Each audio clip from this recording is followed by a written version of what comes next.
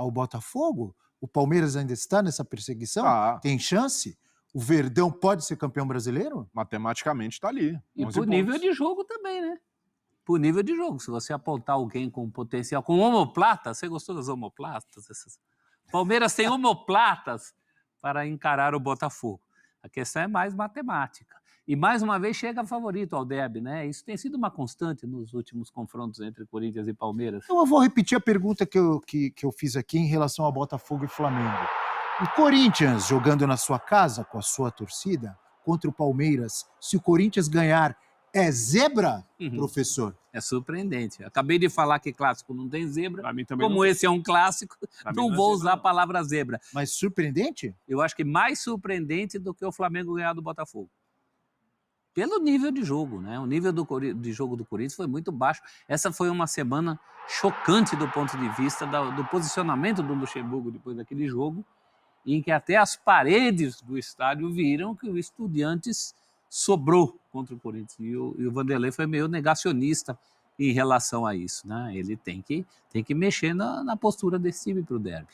Ele quis exaltar a classificação. Sim, mas há maneiras de fazer isso sem passar a ideia de que ele não viu o jogo. O Luxemburgo pode ficar confortável para fazer o que ele tem feito em muitos jogos do Corinthians, mesmo em casa. Time um pouco mais retraído, time marcando mais no próprio campo. Isso, obviamente, é um reconhecimento da força do Palmeiras, do momento do Palmeiras. Não deu muito certo isso na Argentina. Então. Mas peraí, eu não entendi. Você acha que ele pode ficar mais confortável nesse jogo de domingo contra o Palmeiras? Fazendo dessa maneira, porque eu acho que ele já ensaiou, ele já tem feito isso algumas vezes, de montar um time muitas vezes mais preocupado em se defender no primeiro momento para jogar de maneira mais direta, mais em contra-ataque, mesmo em Itaquera o jogo. Mas cadê o contra-ataque? Então, aí que tá. Não é que ele vai fazer o que fez em La Plata o Corinthians. Vai procurar fazer melhor. O Wesley de titular? Então, pode ser uma boa pedida, Não, mas vamos com calma também, porque quando o Wesley titular, parece que estamos falando do Messi. Então vai jogar mas quem? Eu acho que é pensando mais em relação a contra-ataque, tem um jogador pela ponta, carrega a bola. Você tem que analisar o que você tem. Você tem que analisar o que você tem. Se não jogar o Wesley, joga quem?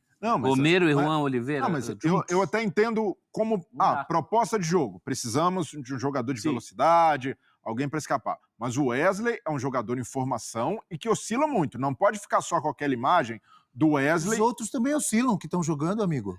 Claro, mas hoje... Mas eu tô com o Breler, ele não é esse jogador pronto aquele jogador ainda. Salvação.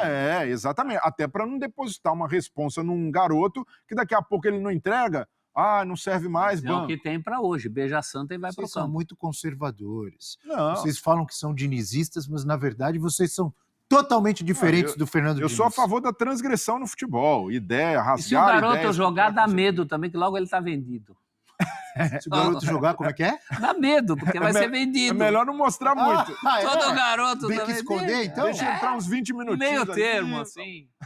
Teve gente dizendo que o Corinthians já vendeu a trave lá de La Plata. Já foi. Foi você que falou. Foi Agora que eu lembrei. Já. Vendeu? Você não viu o vídeo, a trave indo embora depois do jogo? Que fácil. Temos uma tela para mostrar no nosso Futebol 360 com o derby na era Abel Ferreira. Não é muito boa essa tela para a torcida do clube que faz aniversário hoje. O único rival do estado que o Abel nunca perdeu foi o Santos. Pode seguir aí, Abel. O Neto. Nossa, porque ele perdeu já do São Paulo e perdeu do Corinthians. Eu achei inusitada essa estatística. Engraçado. Eu não estou entendendo, a gente está falando de Corinthians e Palmeiras. Não, que ele veio falar do Santos? Não, mas ele foi muito bem nessa. Eu dei um exemplo de que, em relação à diferença dos rivais e para os rivais hoje do estado, a gente vai vendo que nesses números também alguma coisa eles apontam. Apesar de o Rafael Prats ter desvirtuado, quer mudar o assunto, sigo com a tela entre Corinthians e Palmeiras. Confrontos entre Corinthians e Palmeiras na era Abel Ferreira. Exato.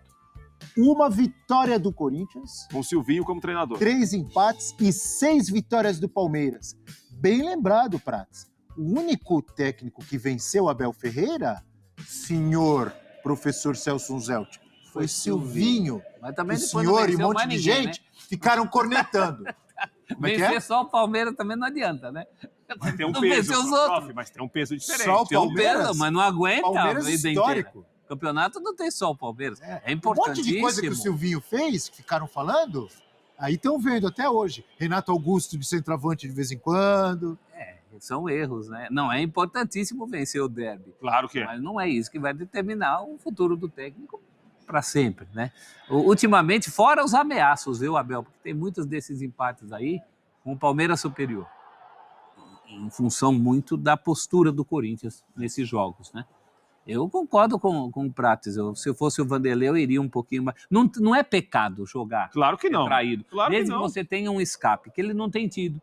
Ele não escalou o Wesley, ou um outro escape qualquer. E o ele Breler não escalou também na não Argentina. escalaria. O Breler também não escalaria. Ele não escalou contra o São Paulo. Cogitaria escalar, mas também não cairia nesses apelos todos, porque realmente diz muito sobre o momento do Corinthians você ficar acreditando que um garoto de 17 anos vai resolver todos os problemas. Breler também não escalaria John Kennedy. Continue. Então, mas entre acreditar no Wesley, no Romero e no Juan Oliveira juntos... Não, mas o Lucha por sabe, exclusão. ele já tem os recados que definitivamente não funcionaram. Juan Oliveira, jogador que nem taticamente tem entregado e muito menos individualmente.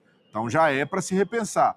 E o que ele pode aproveitar contra o Palmeiras, essa indefinição, o Abel ainda tateando para ver quem vai ser o substituto do Dudu.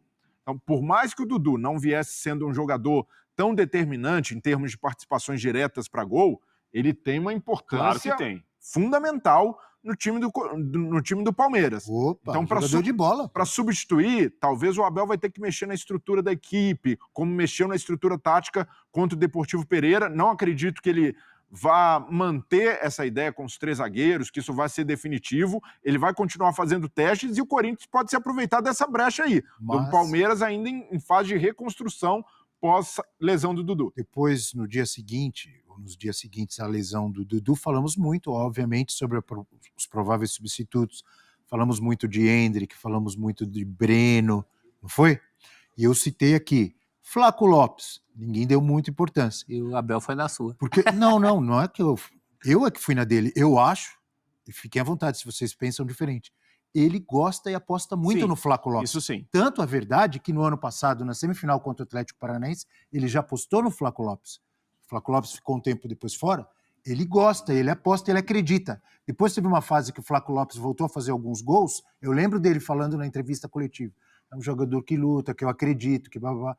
Eu não descartaria... Mas uma hora cansa. Estou falando... Não, estou falando a cabeça dele. Não. Eu não descartaria como uma das opções...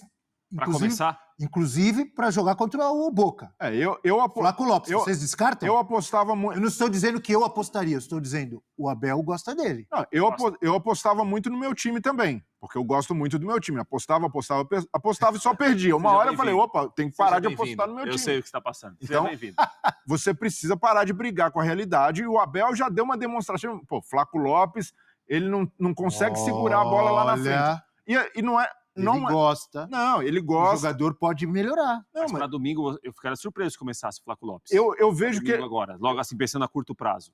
A bola de segurança dele hoje, pelo que tem jogado, é o Mike, pelo menos inicialmente, Mike na direita, e Arthur na desloca esquerda? O Arthur para a esquerda. Eu não gosto gosto muito dessa ideia, porque o Arthur tem como um grande ponto forte cortar para o meio para bater.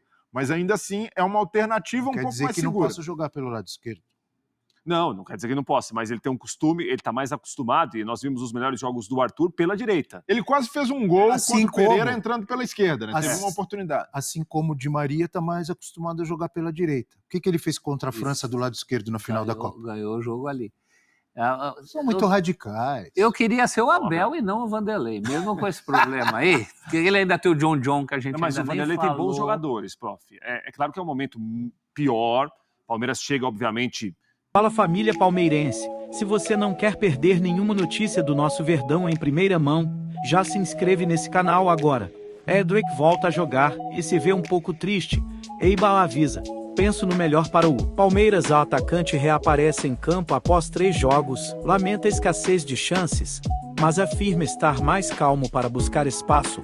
Conversa com o técnico, alinha expectativas. Depois de 3 jogos sem atuar, Endrick voltou a entrar em campo pelo Palmeiras. O jovem atacante entrou no segundo tempo da classificação do Palmeiras à semifinal da Conmebol Libertadores. Na última quarta-feira, contra o Deportivo Pereira, cavou uma expulsão, teve suas chances e desabafou. Após a partida contra o Deportivo Pereira, O jogador de 17 anos confidenciou uma conversa com Eibal Ferreira e o sentimento em não jogar com maior frequência. Fique atento, pois te atualizo a qualquer instante com notícias do nosso Verdão.